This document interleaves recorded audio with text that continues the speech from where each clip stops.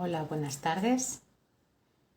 Hoy voy a tener el placer de entrevistar a Xavi Gómez. Como sabéis, es un profesor de primero de primaria y vamos a hablar de neuroeducación.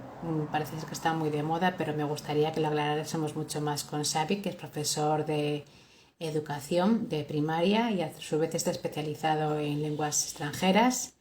Y con él vamos a tener el placer de hablar con él sobre tres grandes bloques muy importantes que habla a lo largo de su libro. Vale, estoy a ver si se escucha bien, si se oye bien, no sé qué tal se me escucha por aquí. Gracias a todos los que os vais conectando, muchas gracias. Estoy pendiente a ver de ir a buscar a Xavi Gómez, no sé si conocéis el libro de Crear Escuela, donde daremos importancia a tres grandes bloques, como os decía antes, que es los canales multisensoriales, neuroplasticidad y metacognición, ¿vale? Gracias por estaros conectando. Voy a intentar localizar a Xavi, que ya lo tengo por aquí. Entonces voy a mandar una invitación a Xavi para... no puede unirse. No sé si no estarás con el ordenador, Xavi. Si estás con el ordenador no te puedes unir. Tienes que hacerlo a través de lo que es un sistema Android o iPhone, pero del propio móvil, ¿vale? Entonces, dime si es posible que te puedas conectar a través del móvil, porque si no a través de lo que es un PC no te puedo mandar invitación, ¿vale, Xavi? A ver, no se puede unir. No sé si me estáis escuchando bien, si se oye bien, si se ve bien, si hay buena imagen, como para poder seguir adelante con este directo. No sé si alguno ya tenéis el libro. Yo voy a intentar hacerme con el libro en estos días. Sabéis que tiene un precio muy asequible. ¿Qué tal os está pareciendo el libro? Algunas supongo que ya lo habéis leído y que hoy Xavi pues va a intentar darnos respuesta a esos todos grandes bloques, ¿vale? Vale, genial, me ves y me escucháis, genial, muchas gracias. Le estoy pidiendo a Xavi que se conecte a través de una plataforma Android o iPhone, porque a través de lo que es un PC no se puede unir. Xavi, no sé si me escuchas, si es posible, porque sé que estás ahí, te veo al otro lado, pero no me deja mandarte invitación, ¿vale? No sé si hay algún problema en ello o cómo lo ves la situación. Vale, a ver, aquí al otro lado. Yo creo que sí, esperando a crear escuela. Sabemos que a veces hay problemas con las conexiones. Aquí ya te tengo. ¿Qué tal? Creo que ya está, ¿no? ¿Se me oye bien? Sí, yo tengo con un perfil de, no sé si tienes algo conectado por ahí a mayores. No. Si no, ponte unos cascos. ¿Se oye algún sonido o algo? Sí, soy un poco que chirría. Yo por lo menos, no sé los compañeros si oyen bien o no. La verdad es que soy novato en esto No te de preocupes. los directos de Instagram y no, no sé no sé cómo lo puedo mejorar, la verdad. Si tienes unos cascos, Mm,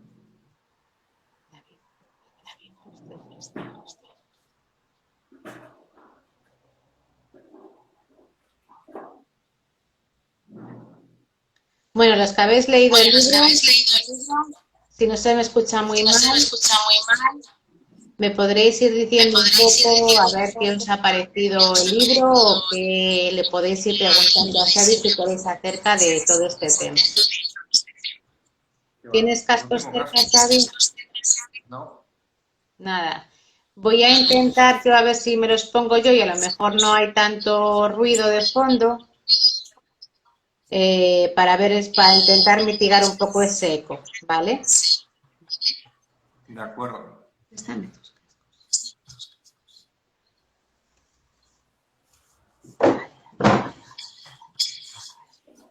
Yo también voy a buscar. Un momento.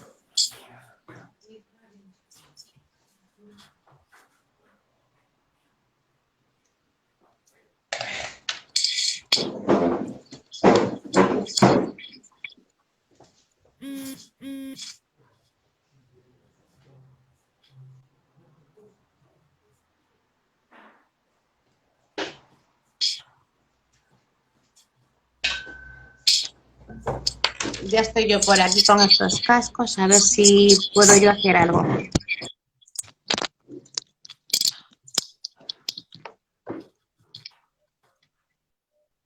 Hola, ¿se nos escucha mejor ahora?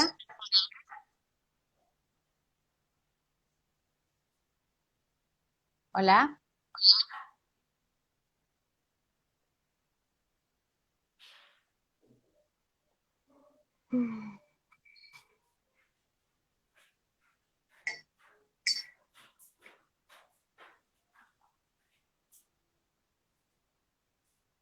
Estamos haciendo un poquito de tiempo, no sé qué tal se escucha ahora mejor, si se sigue oyendo con mucho eco mientras Xavi intentaba localizar.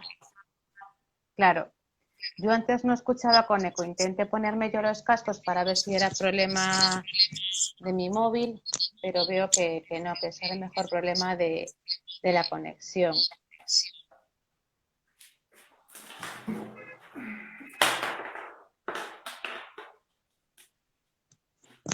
Voy a intentar poner solo datos.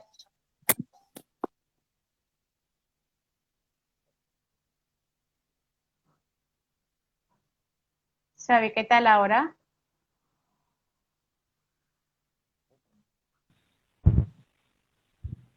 ¿Mejor? ¿Se escucha un poco mejor ahora? Yo sí. Vale, yo ahora ya no me escucho con tanto eco y aquí te escucho un poquito mejor incluso, ¿no?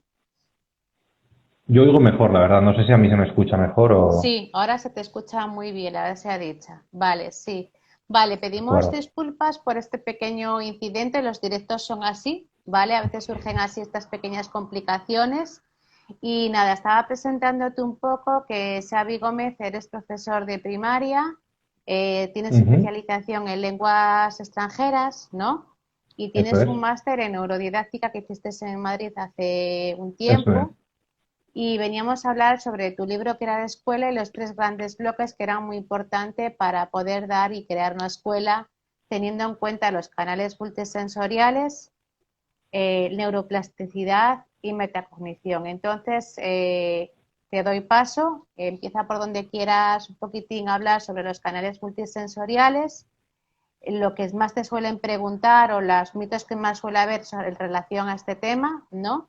Y vamos también dando paso a alguien si quiere hacer alguna pregunta sobre, bueno, cómo es crear escuela, ¿vale? ¿Te apetece? Perfecto, pues muchísimas gracias. Bueno, en primer lugar, agradecer el interés por ofrecerme la posibilidad de compartir este rato bueno, contigo y con todos los que se animen. Y bueno, y el que no haya podido conectarse, pues como Aida tiene grandes dotes tecnológicas, luego estará por ahí en la posibilidad de consultar este pequeño rato de conversación. Empezaría por remarcar lo que has dicho sobre mí, que es importante, que soy maestro de educación primaria. Muchas veces creemos que los cambios en educación tienen que venir de manos de profesores universitarios, de grandes investigadores o grandes pedagogos. Es cierto que necesitamos de la información que ellos, estos investigadores, realizan, pero somos nosotros los que tenemos ese conocimiento de aula, ese conocimiento de cómo es el proceso de aprendizaje real, cuáles son las dificultades que surgen en el día a día. Por eso tiene que haber una combinación entre la parte de investigación y la parte de realidad. Esto no quita en absoluto valor a la labor que los educadores realizamos en el aula, pero sí que es importante ponerlo en el contexto. Es decir, muchas veces acudimos a seminarios o a charlas, a formación, y tenemos unas expectativas conforme a quién es el ponente o quién nos va a formar. En este caso, en mi caso, yo soy un maestro, llevo 18 años en activo en la educación primaria, y lo que remarcaría es que el valor que puedo aportar es el que parto de la realidad. Lo que os puedo contar, y seguramente lo que la mayoría de los que estamos aquí sabemos o podemos aportar, viene de eso, porque nosotros cada día entramos en el aula y cada día es una situación diferente, eso no quita para que sigamos formándonos y sigamos aprovechándonos de todos estos que investigan, ¿de acuerdo? Entonces, lo que yo os voy a comentar es aquello que yo estudié, aquello que a mí me valió, me merecía la pena probarlo en el aula, lo probé y por eso lo recogí en un libro para que alguien más que estuviera interesado lo pueda leer y lo pueda probar. Pero también decir que el libro es como un aperitivo para un mundo muy amplio, que es el de el funcionamiento de nuestro cerebro, en el que en el libro se recogen pues unos pequeños bloques, como tú has mencionado, y hoy vamos a hablar de algunos de ellos, pero después hay aquel que le interese y de verdad, si le ha gustado ese menú de degustación que puede tener Crear Escuela, hay un mundo, un campo muy amplio y libros mucho más profundos y mucho más potentes que el de Crear Escuela. Crear Escuela puede ser la puerta de inicio a ese mundo que animo porque a mí me parece muy interesante y muy válido para el aula. Ujú. Y ahora ya centrándome en lo que me decías sobre los canales multisensoriales y sobre todo lo que más, más que lo que más se pregunta o lo que más dudas hay, es quizás la película que nos hemos montado nosotros en torno a aquello que hemos leído sobre los canales multisensoriales y sobre las formas de aprendizaje. Bueno, tú, Aida, pusiste como título algo así como mitos o, ¿no? Para la charla de hoy a la tarde, para la entrevista de hoy a la tarde. Eh, Muchas veces en educación leemos información que puede ser cierta, hay veces que no lo es, pero también es importante la fuente de la que nos nutrimos, pero después hacemos nuestras propias interpretaciones y hacemos nuestras propias aplicaciones en nuestras aulas y quizás muchas veces no son las más adecuadas. Es importante ser un poco rigurosos con lo que leemos y con aquello que afirmamos, porque hoy en día en las redes sociales es muy fácil escribir. Y yo mismo pudo pecar, y en ocasiones lo he hecho, de compartir documentos que luego le pones a revisar un poco más tarde y dices, ostras, pues igual esta información que leí no es tan cierta o leyéndola con más profundidad tiene ciertas cosas que no están bien. Con el tema de los canales multisensoriales, lo que nos ocurre es que se extendió el mito o la teoría de que existen diferentes formas de aprender, que tenemos diferentes sistemas de aprendizaje, unos más auditivos, unos más visuales. Eso yo creo que gracias a los divulgadores que se dedican a esto de la investigación y después a compartir la información con nosotros, está cada día más claro que no es así. Todavía, aun y todo, en estudios que se realizan entre profesorado de diferentes países, hay muchos profesores que siguen creyendo que esto es así, siguen organizando sus clases conforme a la forma de aprender que creen que tienen sus alumnos. En principio, nosotros, todos los cerebros, voy a decir, decía en principio porque, bueno, pues luego hay personas que tienen pues, ciertas deficiencias o no, bueno, diferentes problemas. Pero en general el cerebro funciona como uno. No discrimina información, es decir, ahora cojo esta y ahora cojo la otra. El cerebro es un solo órgano que está interconectado y recibe la información que viene de los sentidos. Es verdad que hay momentos en que un tipo de información tendrá más efecto en un cerebro que en otro, pero no es capaz de separar la parte auditiva de la parte visual. Digamos, perdona que te interrumpe, me Sí, estás sí, sí, comentando cuando así un quieras. poco porque, a ver, utilizo mucho la palabra mitos para justamente eso, para entrar en reflexión, para observar, para invitar a investigar y invitar a ir mucho más allá, no quedarnos solo con lo que es una cosa en cuestión, ¿vale? Entonces, por eso utilizo mucho la palabra mitos para justamente eso, investigar, profundizar, analizar todo eso que nos conlleve a nosotros mismos a tener un juicio crítico y un espíritu crítico y poder analizar toda una situación desde diferentes contextos. Me atraía mucho lo de las canales multisensoriales porque a veces escuchamos mucho, es que este niño es muy kinestésico, necesita mucho movimiento para moverse en el aula, o es que este niño es muy visual, necesita que todo sea más visual, que le demos la información de una forma más visual, o es que este niño es muy auditivo o necesita que le metamos todo más por los oídos, ¿no? Entonces ahí es donde yo quería que entrases tú a profundizar, ¿no? En que ese cerebro es todo un uno, como estás diciendo bien, Y no es que haya niños que sean muy kinestésicos o no es que haya niños que sean muy visuales o que haya niños que sean muy auditivos, ¿no? Es por eso que Eso me es. importaba mucho ese tema para poder aclarar la diferencia entre que es muy kinestésico o que simplemente es un niño muy movido, pero que su cerebro funciona como un todo, ¿no? Eso es. Sí que existen diferencias en cuanto al tipo de aprendizaje de los alumnos. No todos los alumnos aprenden igual, pero esas diferencias no se basan en el tipo de cerebro que tienen, por llamarlo de alguna manera. No es porque tienen un cerebro más auditivo o más visual o más kinestésico. Hay diferencias, pues puede ser por los conocimientos previos que traiga el alumno, por la motivación que en ese momento estén manteniendo la motivación que tengan del aprendizaje que se les está ofreciendo, o unido muchas veces a esa incapacidad de estar quieto que mencionabas antes, no es que este niño necesita moverse, pues puede haber diferencias unidas a las estrategias de autorregulación que puede tener el niño por diferentes motivos. Todos tenemos experiencia con niños en el aula que necesitan moverse. Eso es una realidad. Pero no solo niños, los adultos igual. Yo trabajo en un colegio, pero quien trabaja en una oficina conocerá a un compañero que cada 15 minutos tiene que ir al baño o tiene que ir a tomar un café o tiene que ir a la fotocopiadora.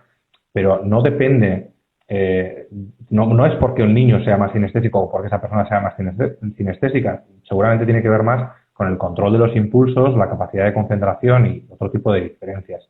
Existen. Con esto no queremos decir que no existen diferencias a la hora de aprender. Claro, cada alumno aprenderá de forma diferente, pero esas razones no están unidas al tipo de cerebro. Los cerebros aprenden de la misma manera. Reciben los estímulos y esos estímulos son gestionados por los diferentes canales y les llevan a un aprendizaje de un tipo o de otro. Es verdad, y alguno estará diciendo, ya, pero hay gente que aprende más fácil cuando ve las cosas. Bueno, ahí entramos en lo que podríamos llamar memoria visual o memoria auditiva. Es decir, el que tenga una mejor memoria visual, que en su cerebro la información quede más fácil cuando la vea, habrá un tipo de aprendizaje como puede ser aprender países de un continente porque está viendo el mapa y está aprendiendo la localización de esos países visualmente, que lo haga mejor. Pero no porque el cerebro sea más visual, sino porque su memoria visual es mayor. Y lo mismo pasará al que tenga una memoria auditiva mayor, por ejemplo, captará los acentos de las diferentes lenguas con mayor rapidez. Y a todos nos ha pasado que cuando aprendemos una lengua extranjera, hay compañeros en nuestro aula, como adultos también, si nos apuntamos a una academia de idiomas, que hay algunos que dices, ostras, qué capacidad de repetición de los sonidos tiene. No es porque su cerebro sea más auditivo, es porque tiene una memoria auditiva mayor, entonces tiene más capacidad de retener esa información. Entonces, ese tipo de experiencias personales, como puede ser, es que yo tengo un niño en el aula que cuando oye algo se le queda muy fácil. Sí, es porque tiene una memoria auditiva muy. Entonces, eso es lo que nos lleva a creer pues lo que hablabas tú de los mitos, ¿no? Esa sensación de que pues puede ser que existan ese tipo de cerebros. El problema viene, la mayor dificultad viene que cuando en el aula la mayoría de las cosas que nosotros enseñamos a los alumnos no son visuales o auditivas, sino son conceptuales, es decir, tienen forma de significado y esa información no entra ni por los ojos ni por los oídos concretamente, sino tiene que haber varias conexiones para entender los significados de él. Y cuanto más mayores son, más, porque quizás cuando empiezas a aprender una lengua, de los primeros pasos sí que aprendes vocabularios o sonidos concretos, pero luego tienes que subir en esa escala de aprendizaje. Por eso nos puede dar la sensación en ciertos momentos de que realmente es un aprendizaje visual, pero no tiene que ver nada con el cerebro. Claro. Tenemos aquí una pregunta, perdona Xavi, ¿y la memoria de trabajo también juega un papel revelante en lo que estás explicando? La memoria de trabajo es clave en el aprendizaje y el desarrollo de la memoria de trabajo es muy importante porque es la herramienta principal que vamos a utilizar a la hora de aprender en cualquier situación. Necesitamos retener esa información para luego manejarla antes de que pase a la memoria a largo plazo. No es algo determinante, pero en lo que tenemos que pensar es que en esa memoria de trabajo la información nos va a llegar con más facilidad si nosotros ofrecemos diferentes formas a la hora de explicar lo que estamos explicando, diferentes canales. Eso sí es importante.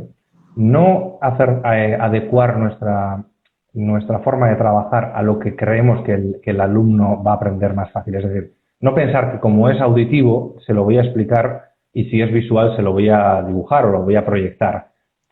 Tenemos que intentar que todo lo que ofrezcamos en el aula pueda llegar de la mayor cantidad o la mayor de canales posible. Si yo puedo trabajar un tema de forma auditiva, de forma visual e incluso de forma kinestésica, es decir, que manipulen, que se muevan, que mucho mejor. No porque los cerebros, repito, sean de ese tipo, sino porque cuanto más estímulos reciba, más fácil va a ser para el alumno en esa memoria de trabajo manipular esa información para que luego me quede un concepto claro de lo que estamos trabajando. ¿Qué nos pasaba antiguamente? Probablemente a ti o a mí en nuestras escuelas cuando estudiamos hace 30 años, es que la mayoría del aprendizaje era visual, es decir, el profesor nos explicaba y con eso nos teníamos que quedar.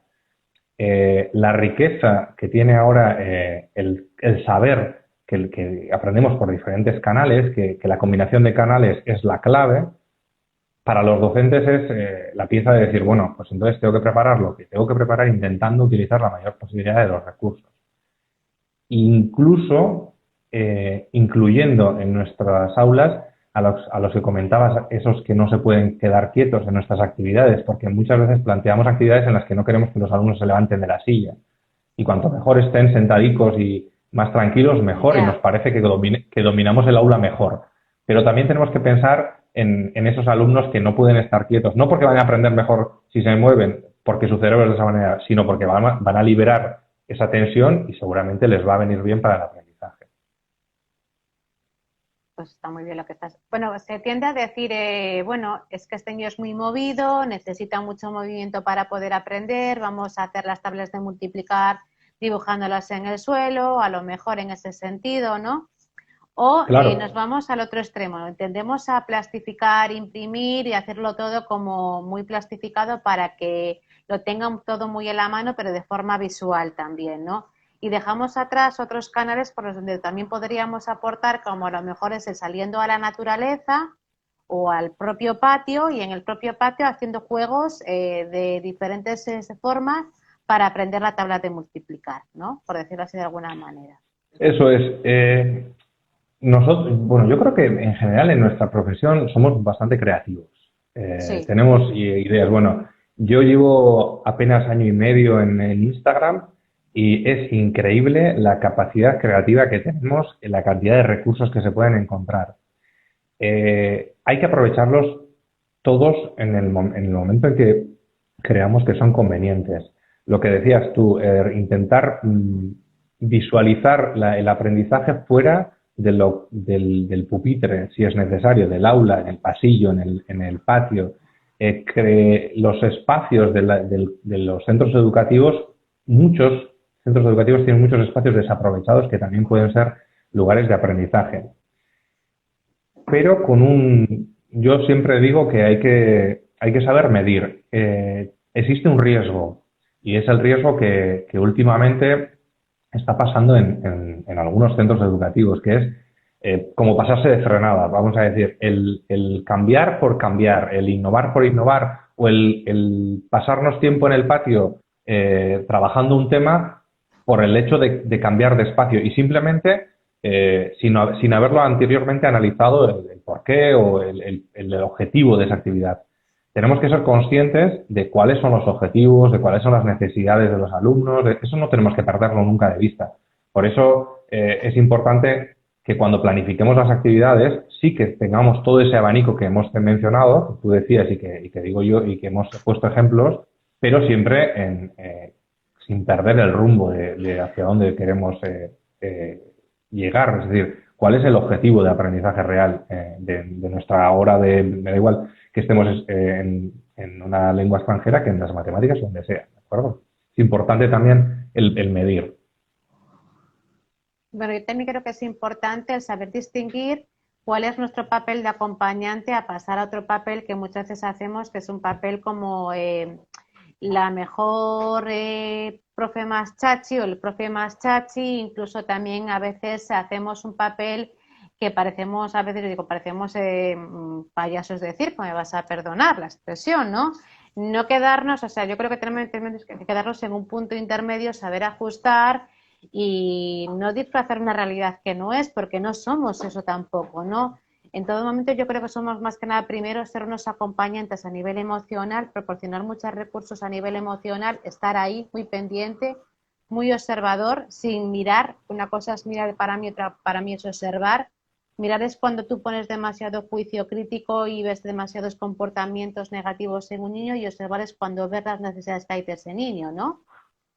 Por un momento determinado. Ujú. Entonces, yo creo que también se está cruzando a veces barreras de a ver quién lo hace mejor, cuando no es ese nuestro cometido, también puede ser, ¿no? Sí, Somos muy creativos, en, pero también tenemos que saber medirnos hasta cierto punto, ¿no? claro, es importante saber cuál es nuestra función en el colegio.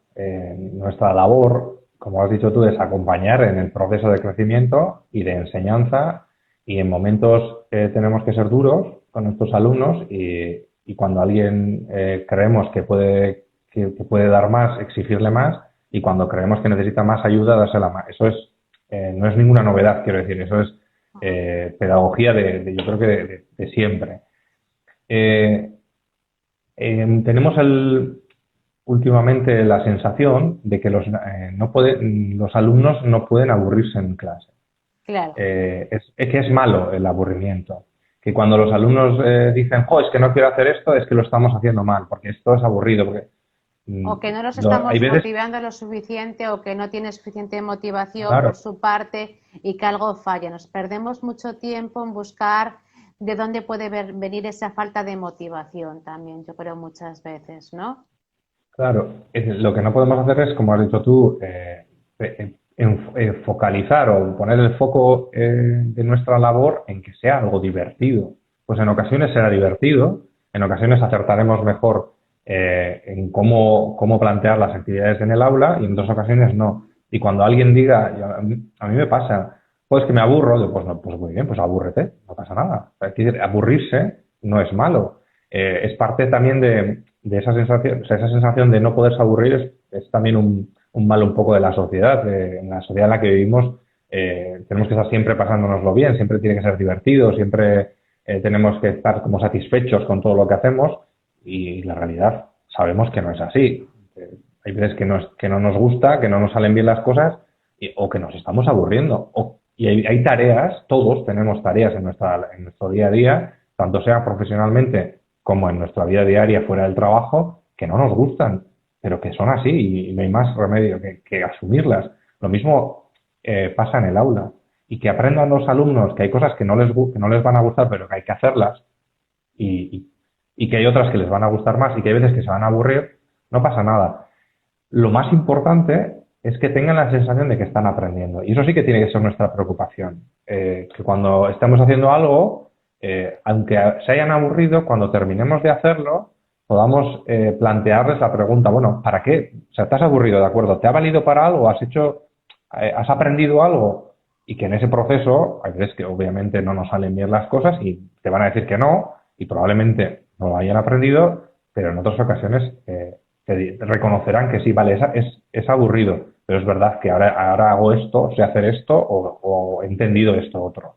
El Bueno, objetivo yo creo siempre que es el también es aprendizaje. importante validar ese aburrimiento, es decir, comprendo que te estás aburriendo, al mismo tiempo, ¿no? Te ofrezco diferentes alternativas dentro de lo que yo puedo como profesor o maestro, Ujú. acompañante, ofrecerte, que no te puedo bajar, evidentemente, la luna, por decirlo de alguna manera, pero sí te puedo validar y acompañar en esta situación que te se está presentando, en esa tarea que esté aburrida, que no te convence, que no te llega, pero al mismo tiempo te puedo acompañar y te digo, entiendo que estés aburrido, lo sé que estás aburrido, a mí también me puede aburrir esto, ¿Cómo crees que lo podremos hacer para que no te resulte tan aburrido, a lo mejor dentro de algunas posibilidades, ¿no? Hay a veces que es lo que tú dices, es lo que es, eso no quite que Ujú. yo no te pueda acompañar en esa situación y en ese sentimiento, en esa emoción que tú tienes de aburrimiento, ¿no? Sí, está unido a lo que comentábamos al principio, ¿no? Que comentabas tú cuando hablabas de la razón por la que pusiste mitos a la entrevista, a la La charla de charla. hoy. Pues, pues era por eso, ¿no? Porque nuestra actitud en el aula tiene que ser la que decías tú de estar atentos, de ir más allá. Lo mismo pasa con esto que estábamos comentando ahora de la actitud de los alumnos en tu momento que se aburren. Pues tenemos que estar atentos a los alumnos y ver quién se está divirtiendo o quién no. Y como dices tú, darles esas oportunidades. Bueno, a ver qué es lo que podemos hacer, qué es lo que no podemos hacer.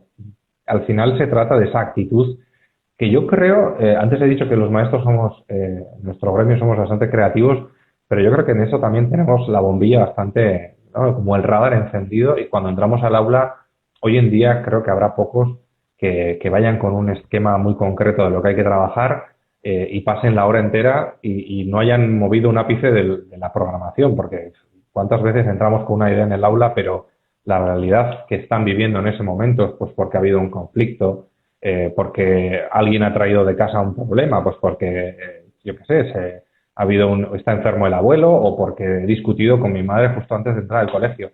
Y todo eso es lo que hay en el aula, ese es el ambiente que tengo. Entonces igual tenía pensado una cosa, pero tengo que modificarla, tengo que adaptarme. Pues pasa lo mismo con otro tipo de razones que me están exigiendo esa adaptabilidad. Ujú. Muy bien. ¿Qué nos puedes decir entonces en tema al segundo bloque, que es el de la neuroplasticidad? ¿Qué mito o relación hay en torno a la neuroplasticidad, ¿no? ¿Cuál es lo que más, digamos, despierta o la gente pensaba que era de una forma determinada y no es así? ¿Qué se levanta en torno a ese bloque? ¿Qué mito se levanta? Pues bueno, en esto el punto de partida yo creo que es algo que hasta hace muy poco yo mismo me creía a pies juntillas, es decir, que era que el cerebro va evolucionando y llega un momento de la vida en el que deja de crecer, deja ¿cómo vamos a decir? Que alcanzas el tope de inteligencia que vas a poder alcanzar a lo largo de tu vida y a partir de entonces, pues bueno, pues vas poco a poco bajando o si entrenas mucho, pues que igual consigues mantenerlo. Eso es lo que nos habían dicho antes y bueno, creo que en torno, si no me confundo, en torno a los 23, 24, no sé exactamente qué edad decían que el cociente intelectual, ¿no? Alcanzaba ese nivel máximo y bueno, pues tenías un nivel de inteligencia y a partir de ahí, pues bueno, con eso que has conseguido, tira para adelante y gestiona tu vida, ¿no? Sí. Eso ya no es así, eso ya nos han dicho que no es así. Ahí viene el tema de la plasticidad neuronal. Hoy en día los científicos nos han dicho que nuestro cerebro está aprendiendo toda nuestra vida, que solamente deja de cambiar, de evolucionar en el momento en que nos morimos.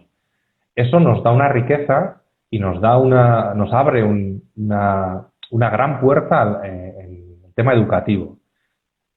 ¿Por qué? Pues porque no solo a nivel con niños pequeños, en el mundo universitario y en el mundo de la formación docente también. Muchas veces Bueno, yo he yo tenido incluso compañeras. me iría Sí, también en el dime. mundo de la neurodiversidad o lo de la neurocondición, que siempre pensamos que ese tipo de niños tiene una forma muy determinada de ser, muy estructurada, muy cerrada y muy condicionada a su neurocondición, valga la redundancia, ¿no? Y yo creo que Ujú. también debemos apostar por esos niños, igual que nuestro cerebro pues va cambiando, va evolucionando, se va transformando y va entrando nuevas conexiones neuronales, ¿vale? Nueva forma de poder crear red. Yo creo que con esos niños también, que a veces como que nos cerrábamos muchos con ellos y este niño es así y es que hay que tratarle así, ya no podemos tratarle de otra forma determinada, ¿no? Sí, sí, sí, al final eso lo que nos hace es mm, cambiar la forma de mirar a nuestros alumnos, la forma de pensar y muchas veces nos tiene que cambiar el discurso. El discurso en el sentido de, sin darnos cuenta, el lenguaje que utilizamos. Muchas veces les hacemos creer a nuestros alumnos que no valen para algo, ¿no? Eso muchas veces, bueno, nos ha pasado a nosotros en el colegio, Y hoy todavía se siguen transmitiendo ese tipo de mensajes, ¿no? Es que pues a los padres les decimos, no, es que vuestro hijo para las matemáticas es muy malo para las matemáticas. Entonces, estamos como cerrando puertas. Y cuando digo las matemáticas, como hablabas tú, ¿no? De esa diversidad de cerebros que decías y de diversidad de alumnos que tenemos, estamos como limitando, porque, bueno, pues porque, no, pues joder, no, es que tiene estas dificultades, es que tiene, bueno, bien, tiene esas dificultades, pero tiene otras muchas habilidades y puede seguir desarrollándolas. Existen muchas experiencias de alumnos, perdón, de familias que en algún momento dado de la vida académica de sus hijos, algún profesor les ha dicho, no, mira, es que vuestro hijo no va a poder llegar mucho más que esto, no puede aprender esto. Y gracias a que esos padres no se lo han creído, vamos a decir, o han apostado por su hijo, han conseguido que ese mensaje no cale en los hijos. Y eso es un poco a lo que iba con el tema del cambio en nuestra forma de transmitir, de hablar, el lenguaje que utilizamos. Sin querer, muchas veces estamos transmitiendo a nuestros alumnos esos mensajes limitadores, ¿no? Ujú. Porque unido a esta plasticidad neuronal, viene el concepto de mentalidad de crecimiento que probablemente hayamos oído. En esta mentalidad de crecimiento lo que dice, bueno, es mentalidad de crecimiento frente a mentalidad fija. La mentalidad fija es la que decimos esa, no, yo es que soy muy malo para los idiomas, y entonces me creo que no puedo aprenderlos, y entonces inconscientemente los voy abandonando. Porque como soy malo, como no valgo para eso, esa mentalidad de crecimiento lo que nos lleva es a explorar todas esas posibilidades y abrir esas puertas que decíamos al principio que no hay que dejar cerradas. Y ahí bueno, en Crear Escuela lo que proponía era como dos caminos. Una, los docentes con mentalidad de crecimiento y los docentes como impulsores de esa mentalidad de crecimiento. Van unidas, obviamente, porque si yo creo que no puedo yo mismo, difícilmente podré transmitir a los demás. Pero hay una parte importante que es la formación, lo que hemos comentado también hace un rato, que es la formación docente. La capacidad que tenemos también los adultos, nosotros como educadores, de seguir formándonos y seguir haciendo cosas como las que hoy mismo Aida acabas ¿no? organizas para que los docentes sigamos intercambiando, sigamos discutiendo, sigamos dándole vueltas a nuestra labor, porque eso es lo que hace que sigamos mejorando, ¿no? Y eso es lo que nos va a llevar a poderlo hacer lo mismo con nuestros alumnos, a poder impulsar esa mentalidad de crecimiento con ellos. Yo quería que me aclarases aquí si eres capaz, cuando a veces decimos este niño tiene un retraso madurativo, como que es que si tuviese 2 años menos o es como si no estuviese en este curso. A mí eso me siembra bastantes dudas, me hace plantearme si realmente es así o no. A lo mejor es más una función de neurólogo, no lo sé, ¿vale? Digo, porque a lo mejor si me puedes dar respuesta a esto, ya que antes de ayer pues sí me llamaba una mamá como asesora y me decía, es que me están diciendo que es como si tuviera que estar, en vez de en cuarto de primaria, tuviera que estar en segundo de primaria, ¿no? Y que mi hijo tiene un gran retraso, que como mucho llegará a aprobar la primaria, y yo decía, Dios mío, no te creas nada de lo que te están diciendo, o sea, plantéate todas las opciones posibles para antes de quedarte en esa situación, ¿no? ¿Qué me podrías comentar aquí? ¿Qué me podrías aportar para cuando decimos ese tipo de lenguaje, cuando aportamos este tipo de comentarios que encima viene, pues eso, de la boca de un profesor?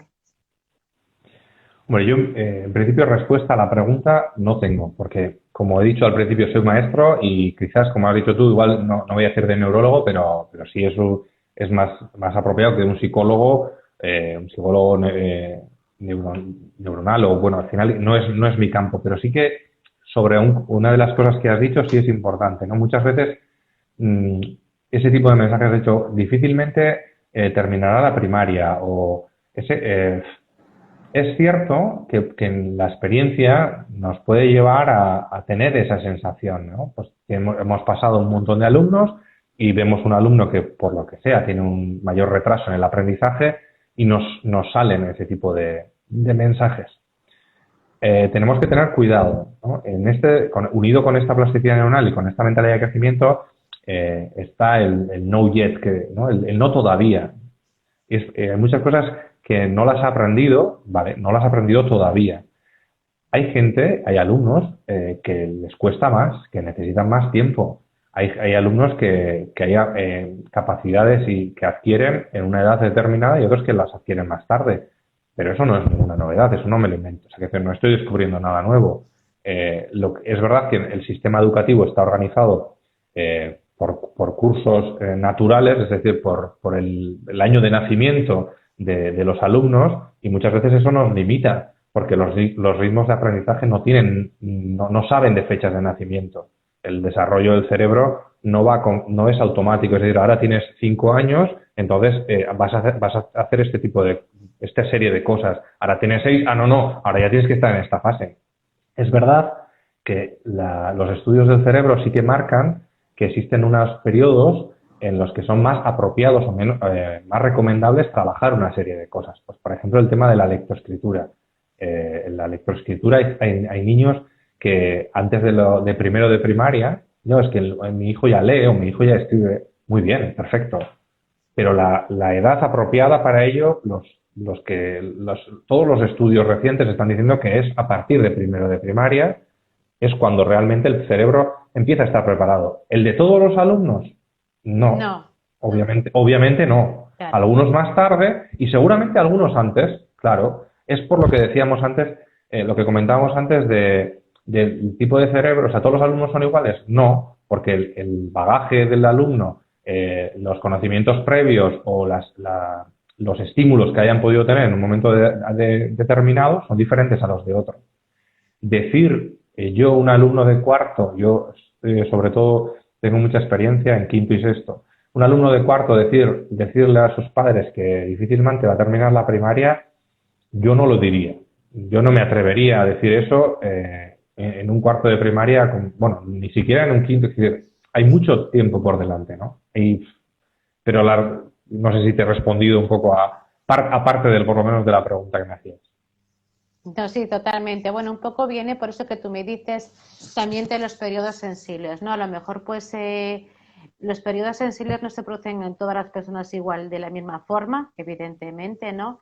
Y yo también quiero apostar porque a lo mejor no ha dado con la persona indicada para poder despertar esa curiosidad o no hay un acompañamiento propio emocional para poder ver dónde está bloqueado ese niño, a qué niveles tiene bloqueos y poder profundizar y tirar del hilo a lo mejor con otro punto de interés, ¿vale? A mí me sitúa un poco pues en un momento determinado de mi vida que yo estuve con un niño que tenía síndrome de Down en la clase de P5 y un día sin más, no sé por qué, yo vi que se le atraían demasiado lo que eran los caballos. Bueno, pues a partir de ahí, como hilo conductor, yo utilicé todo lo relacionado con caballos. Te puedo asegurar que no dábamos crédito, o sea, era como, hasta me decían mis compañeras, ¿cómo? Y yo, pues mira, a veces siento decirlo, pero suena la flauta, ¿vale? Sonó la flauta, cogí este niño y empecé a trabajar me busqué mogollón de libros en la biblioteca relacionados con caballos, palabras relacionadas con caballos, todo lo que tuviese que ver con los caballos, y a partir de ahí ese niño empezó pues a despertar una curiosidad tan profunda por los caballos que se sabía todo lo relacionado con los caballos, y yo a partir de ahí empecé a hacerle pequeñas sumas, cogiendo caballos, cogiendo tractores, todo lo relacionado con los caballos, y los padres tampoco daban crédito. Y digo, bueno, a veces consiste en eso, en que desde ahí yo tiro y voy desengranando y voy pudiendo llegar a ese punto de partida de lo que le motiva, ¿no? ¿Teníamos que hacerlo todo con caballos? Sí, te puedo asegurar que todo relacionado y giraba en torno al mundo de los caballos. A mí me salían los caballos por las orejas ya, ¿no? Pero logramos que por lo menos pues estuviese motivado, se ponía muy efusivo, sabíamos que era lo que le atraía, sabíamos que a partir de ahí iba a empezar a comprender muchos más conceptos de matemáticas, de lenguaje, de todo lo relacionado para poder potenciar todo su aprendizaje. Y fue algo así como, no sé, te puedo asegurar que fue en un momento determinado que ves que le atraen los caballos, esa observación, ese estar un poco alejado y decir, a ver, pero ¿cómo puedo yo ver esto, no? Y efectivamente. Sí, pero es que has utilizado una expresión que es sonó la flauta. Sí, pero la flauta no suena si no tenemos lo que hemos comentado antes de pues, una mentalidad de crecimiento, si no estamos atentos, si no tenemos esa sensación de necesidad de estar captando pues, el estado emocional de los alumnos, de cómo ir cambiando lo que tenía programado. Al final, una cosa está unida con la otra. Dependía en este caso de tu actitud como educadora, como estabas con esa sensibilidad y con esa, pues toda esa, creías en la posibilidad de que ese alumno también aprendiera las cosas de alguna manera que todavía no sabías cuál era hasta que no aparecieron los caballos, es la posibilidad la que, o sea, es decir, eres tú la que da esa posibilidad de que suene la flauta, porque si no estamos receptivos, si no estamos atentos a cuál puede ser la solución, no va a aparecer por ningún lado. Entonces, de eso se trata un poco también como educadores, estar con esa mentalidad de crecimiento en marcha, pensando que se puede, que todavía igual no lo ha cogido, que todavía igual no es capaz de adquirir esos conocimientos, pero más adelante quizás sí. Ujú.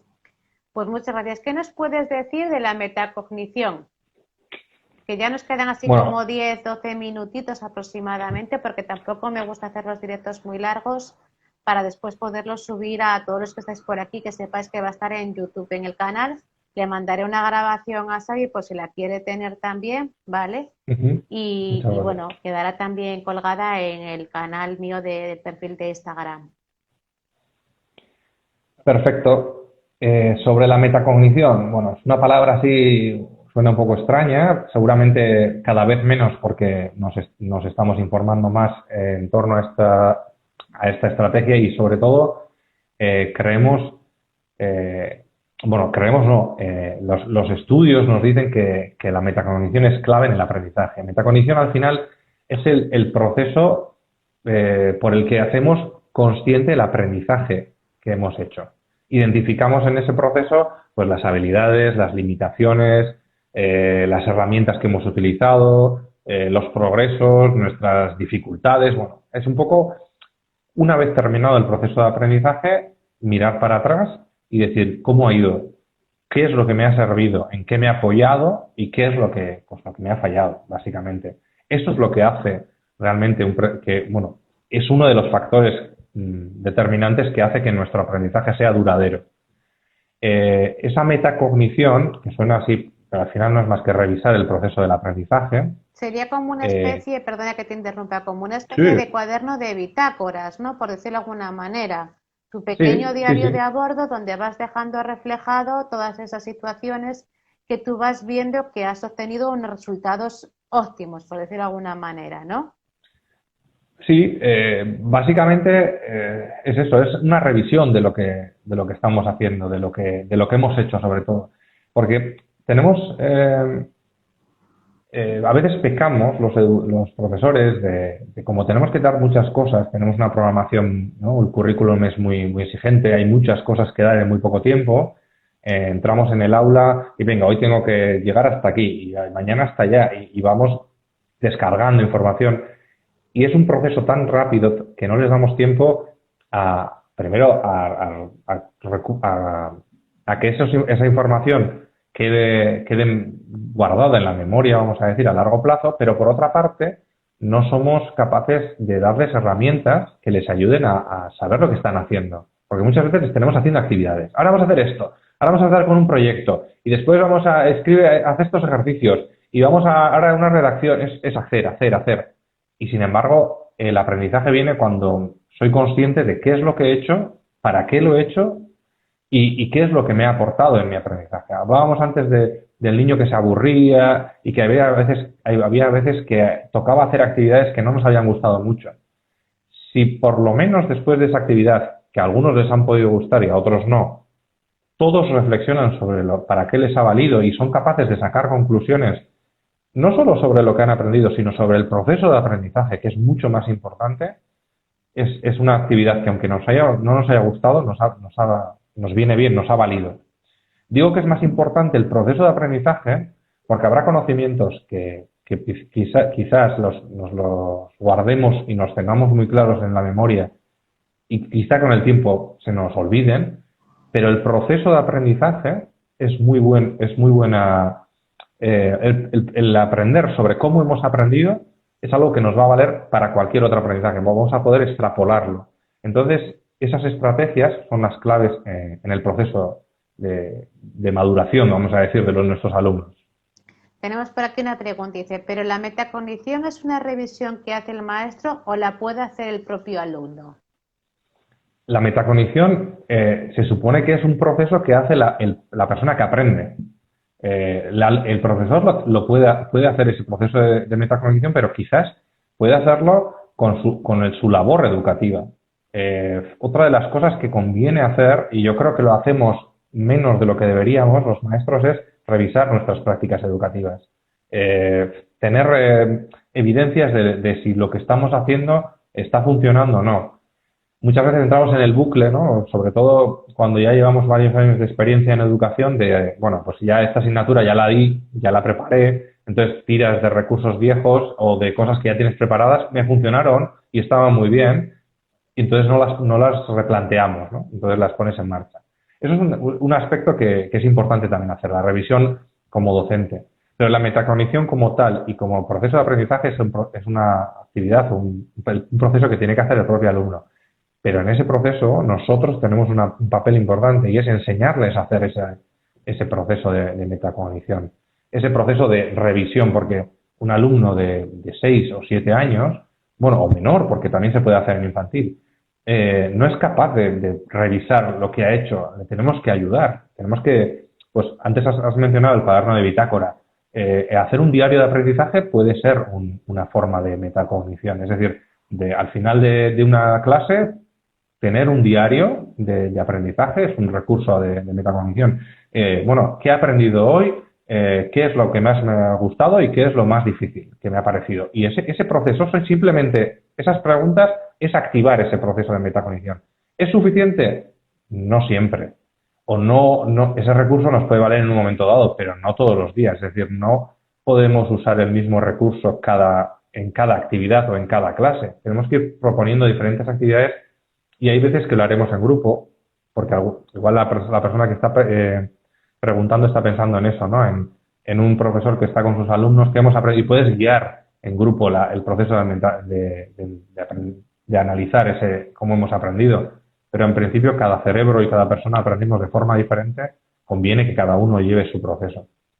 Bueno, a mí me está recordando un poco a la típica cosa que solíamos hacer. Dibújame qué has aprendido a través de esta obra de teatro cuando haces una pequeña excursión, una pequeña salida o cuando alguien ha venido a leer un cuento al centro, que ahora me imagino que con las circunstancias pues ya no se está dando tanto, ¿no? No. Pero me imagino un poco eso, de dibujadme. Y bueno, era como intentar plasmar para que quedase como referencia que ha venido alguien o que hemos hecho algo diferente para que, bueno, costara de alguna manera también al uso, ¿no? Esa situación. Yo creo que también a lo mejor es cuestión de darle una vuelta a esa metacognición o aportarle más herramientas, y no quedarte simplemente en un dibújame o ponme o escríbeme, claro, o no.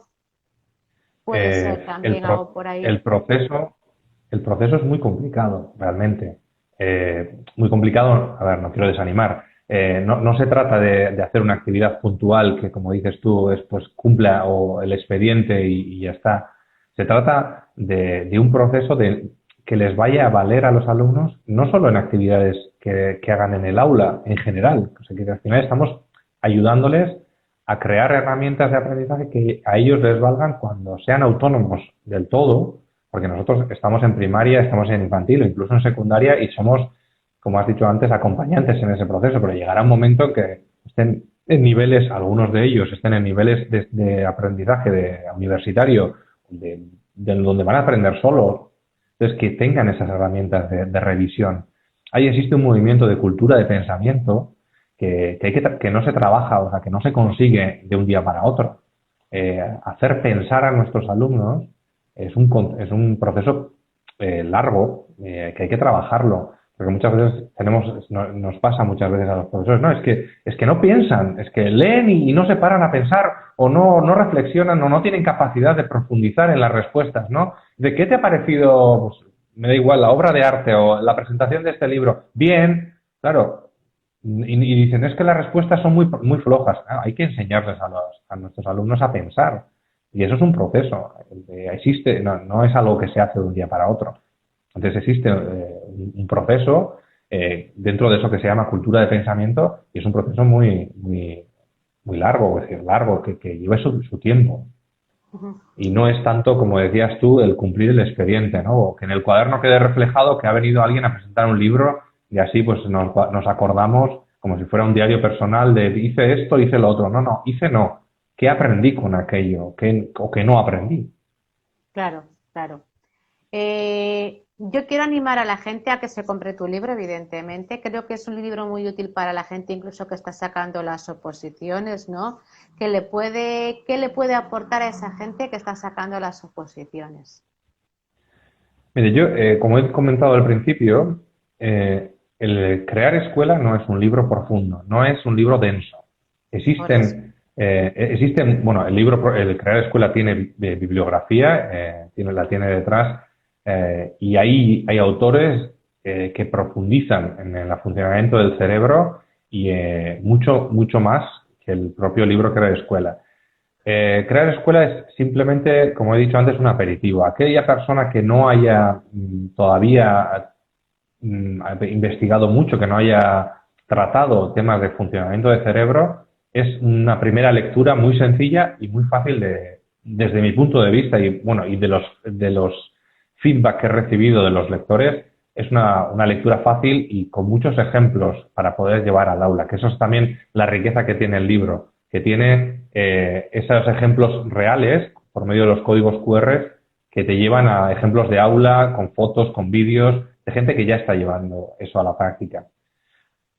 Para alguien que está preparando posiciones, lo que le da es una apertura vamos a decir, de mentalidad y tener una idea de recursos, pequeñas ideas que puedas incluir en las programaciones, bueno, y está preparando posiciones también para llegar en algún momento a un aula y a ser un maestro en activo. Por lo tanto, son formas de eso que hablábamos antes de la plasticidad neuronal, de que nuestro cerebro está en continuo crecimiento. Al final es una forma de que nuestras conexiones cerebrales, las conexiones sinápticas, sean cada vez más ricas, que me vaya enriqueciendo. Entonces, el libro aporta ideas, como digo, de una forma sencilla. Entonces, aquel que no se haya entrado, hombre, si nos está escuchando alguien que lleva mucho tiempo en el tema de la neurociencia o que conoce mucho o que ha leído a otros autores, pues el libro se le va a quedar corto, obviamente, porque es eso, el principio para que lo que yo quería era animar a este mundo de la neurociencia a profesores, a docentes que estén en activo y que no conozcan, porque hay mucho que estos científicos que investigan, como he dicho al principio, que nos pueden aportar, que yo me estoy beneficiando de ellos y que también nuestros colegas educadores lo pueden hacer. Bueno, pues por mi parte, como quedan ya 2 minutitos, te quiero agradecer profundamente que me hayas concedido esta entrevista. Para mí ha sido muy enriquecedora porque has quitado ese velo que yo decía, sobre todo sobre los mitos que hay en relación a los canales multisensoriales, ¿vale? Y sobre todo también incluso a la neuroplasticidad, que también tenía como muchos mitos sobre que dejamos de aprender a una determinada edad y que ya queda ahí nuestra forma estancada de coeficiente intelectual, ¿no? Muchas gracias a Eso es. todos los que os habéis unido por aquí y por mi parte solo me queda más que agradecerte y que nos hayáis escuchado, que ha sido para mí, pues como bien dice Ana, fantástico, ¿vale? No sé si nos quieres comentar algo más, Xavi, en estos 2 minutos que nos Yo quedan. también, yo también agradeceros, en primer lugar a ti, por organizar el pequeño evento este de hoy a la tarde y a todos aquellos que nos hayáis escuchado.